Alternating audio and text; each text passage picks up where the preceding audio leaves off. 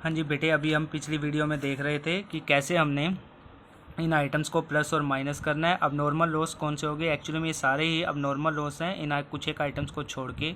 ये वो चीज़ें हैं जो हर साल नहीं होती और इन लॉस की वजह से हमारा उस साल का प्रॉफिट क्या हो चुका होता है, रिड्यूस हो चुका है। तो हमें इस लॉस को उस ईयर में क्या करना है, ऐड। और ये वो प्रॉफिट्स हैं, वो इनकम्स हैं जो हर साल नहीं होती। हमें उस ईयर के अंदर, जिस ईयर के अंदर ये हुए होंगे, वहाँ से उस साल का प्रॉफिट बढ़ा हुआ होता है। हमें इस प्रॉफिट को वहाँ से क्या करना पड़ता है, रिड्यूस करना पड़ता है। इसके अलावा कुछ और आइटम्स भी होंगी जो ऐड और लेस करनी पड़ सकती हैं, लाइक क्लोजिंग स्टॉक वगैरह की। तो हम उसे धीरे धीरे सीखेंगे और उसके पीछे का लॉजिक भी सीखेंगे। इसके अलावा एक टॉपिक और रह गया था इसके अंदर, जब मैंने आपको ये क्वेश्चन करवाया था कि ये एवरेज प्रॉफिट्स हमने निकाले थे। अब ये एवरेज प्रॉफिट्स तो हम समझ गए कि हमें ये प्रॉफिट्स के अलावा वो जो पीछे एडजस्टमेंट सिखाई थी उनको एडजस्ट करने के बाद जो प्रॉफिट आएगा आप उनका एवरेज करेंगे। सेकंड नंबर पे हमें ये सीखना है कि what is the meaning of number of year purchase. इसका मीनिंग क्या होता है और हम गुडविल को सिर्फ ऐसे ही क्यों निकाल रहे हैं इस मेथड के अंदर। इसके पीछे एक लॉजिक है बेटे।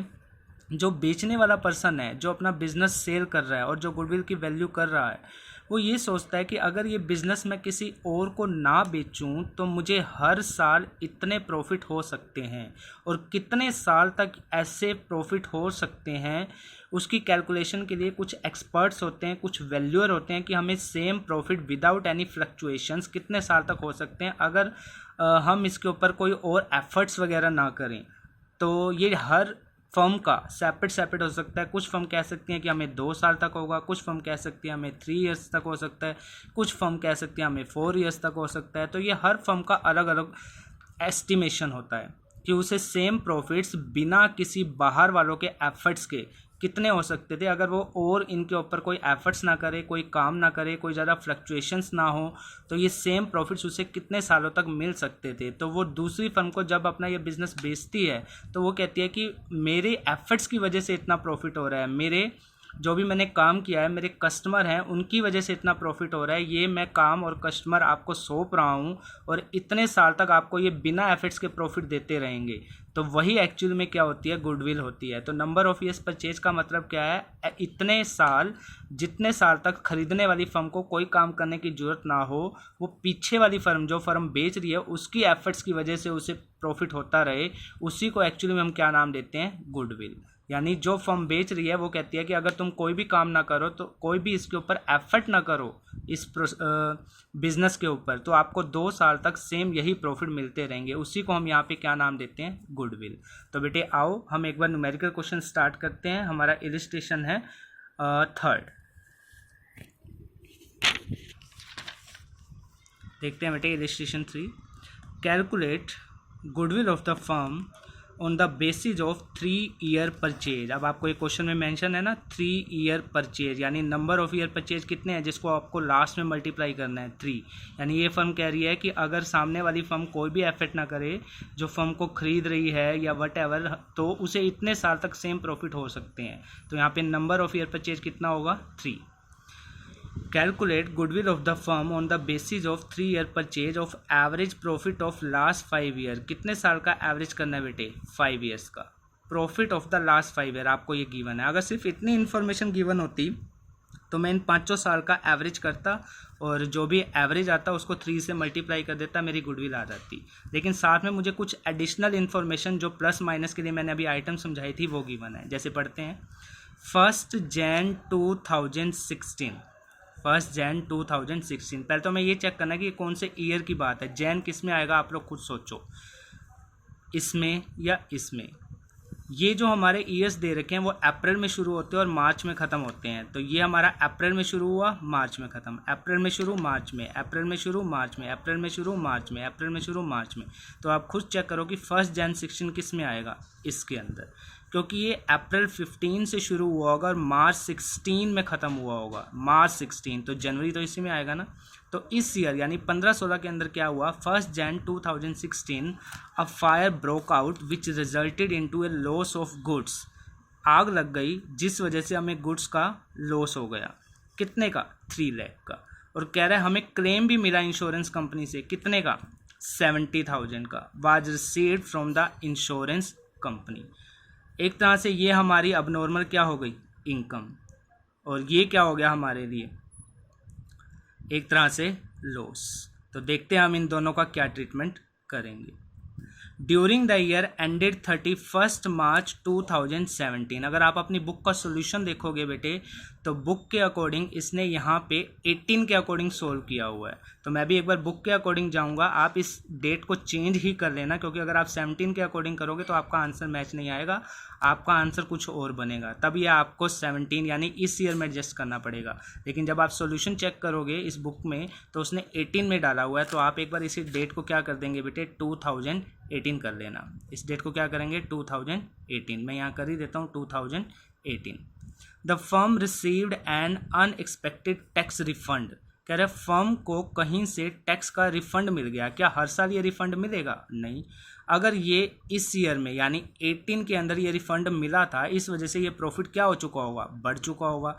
अगर ये प्रॉफिट बढ़ चुका होगा तो मुझे यहाँ से इसे हटाना है, तो प्लस करूँ या माइनस? माइनस। तो आप 80,000 यहाँ से क्या करेंगे, माइनस करेंगे। तो देखते हैं बेटे इस क्वेश्चन को हम कैसे सोल्व करेंगे।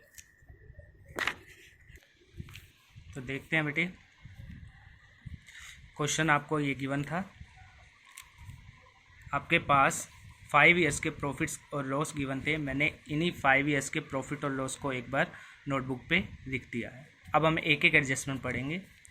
दोबारा एडजस्टमेंट को रीड आउट करते हैं। 1 जनवरी 2016 अ फायर ब्रोक आउट, कह रहे 1 जनवरी 2016 को आग लग गई, जिस वजह से फर्म को लॉस हो गया कितने का, 3 लाख का। 1 जनवरी 16, तो ये 1 जनवरी 16 किस में आएगा, इसमें या इसमें? इसमें, क्योंकि अभी मैंने बताया ये अप्रैल से शुरू हुआ और मार्च में ख़त्म हुआ होगा, तो जैन इसके अंदर आएगा। इस साल आग लगी थी, आग लगने की वजह से यहाँ पे हमें क्या हो गया, 3 लाख हम ऑलरेडी माइनस कर चुके होंगे, जिससे हमें ये लॉस भी आ रहा है। जो ही नहीं है कि ये लॉस होता प्रॉफिट भी हो सकता है, वो डिपेंड करता है, लेकिन हमारे क्वेश्चन में ये लॉस गिवन है। इस साल हमने क्या किया, अपने प्रॉफिट में से इसको माइनस किया हुआ था 3 लाख को, ये अब नॉर्मल लॉस है। अभी मैंने बताया था अब नॉर्मल लॉस को आप उस ईयर में क्या करेंगे, प्लस करेंगे। तो इस 3 लाख को मैं इस ईयर में क्या कर दूं, प्लस, क्योंकि अब नॉर्मल लॉस मुझे हर साल नहीं होने वाला। और अब नॉर्मल लॉस को हमने क्या, अभी मैंने आपको स्टेटमेंट में बताया था क्या करना है आपको, प्लस। इसके साथ ही था claim of 70,000 was received from the insurance company. तो क्या ये क्लेम भी हमें हर साल मिलेगा? नहीं, क्योंकि लॉस भी नहीं होगा और क्लेम भी नहीं मिलेगा। तो क्लेम भी मैंने प्रॉफिट में क्या कर रखा होगा, जोड़ रखा होगा, जिस वजह से मेरा प्रॉफिट क्या हो चुका होगा, बढ़ चुका होगा। तो मुझे इसे हटाना है, ये अब नॉर्मल इनकम हो गई, ये अब नॉर्मल लॉस था, ये अब नॉर्मल इनकम हो गई। तो मुझे इसी ईयर के अंदर इस इनकम को भी क्या करना पड़ेगा, हटाना पड़ेगा, क्योंकि मुझे हर साल इंश्योरेंस कंपनी से पैसे नहीं मिलेंगे। तो इसी साल में 70,000 में यहाँ से क्या कर दूँ, रिड्यूस भी कर दी। आप ऐसे भी कर सकते थे, 3 लाख माइनस 70, 230 को प्लस भी कर सकते हैं डायरेक्ट। सेकेंड एडजस्टमेंट पढ़ते हैं। सेकेंड एडजस्टमेंट क्या है, ड्यूरिंग द ईयर एंडेड 31 मार्च 2018, मैंने अभी इसको चेंज कराया था, आपने 18 करना है इसे। Firm received an unexpected tax refund, यानी हमें इनकम टैक्स वालों ने कुछ रिफंड किया है। क्या हर साल इनकम टैक्स मुझे रिफंड करेगी? No, it's not a compulsion, जो ही नहीं है, कुछ भी हो सकता है हमें टैक्स पे करना पड़ जाए। बट बाय चांस ये कह रहा है इस ईयर में रिफंड आया है, रिफंड आया तो जिस वजह से मेरे इस ईयर का प्रॉफिट क्या हो चुका है, बढ़ चुका है। तो मुझे ये 80,000 इस ईयर के अंदर यानी 250 में से ये 80,000 मुझे क्या करने पड़ेंगे, माइनस। तो मेरे पास ये अब नॉर्मल नेचर की कुछ प्रॉफिट और लॉस गिवन थे, जिन्हें मैंने एडजस्टमेंट के अकॉर्डिंग जो मुझे क्वेश्चन में मेंशन थी करके इन्हें नॉर्मल में लाया है, और इसका अब मैं क्या करूँगा, एवरेज करूँगा। तो एक बार इसको साइड में दोबारा लिख लेता हूँ मैं, प्रॉफिट और लॉस। ये 4 लाख क्या आएगा, एज इट इज़ प्रॉफिट, ये 5 लाख भी एज इट इज़। अब ये 70 भी माइनस के हैं और ये 60 भी माइनस के हैं, क्योंकि ये लॉस था। 70 प्लस 60 130 माइनस के हैं, और 3 लाख आपके प्लस के हैं। तो आपका 170 यहाँ पे क्या बचेगा बेटे, प्लस का।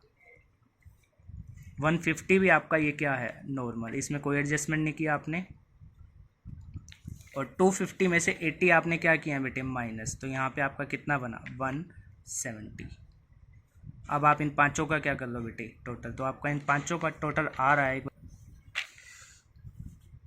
इन पाँचों का टोटल आएगा बेटे 13,90,000। अब एवरेज प्रॉफिट अकॉर्डिंग गुडविल आप कैसे निकालोगे, एवरेज प्रॉफिट का भी फॉर्मूला बताया था, टोटल प्रॉफिट